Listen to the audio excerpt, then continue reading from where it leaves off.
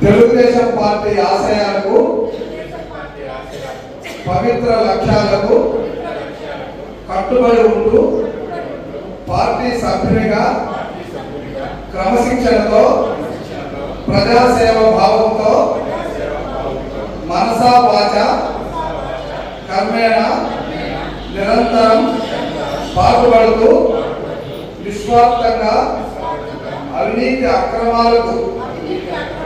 పాల్పడకుండా దీక్షా రక్షకులతో అంకిత భావంతో తెలుగుదేశం పార్టీ ప్రతిష్టను ప్రతిపత్తిని పరిరక్షించేందుకు ఎల్లప్పుడూ కృషి చేస్తూ పార్టీ మరియు ప్రజలు నాపై ఉంచిన విశ్వాసాన్ని బొమ్మ చేయకుండా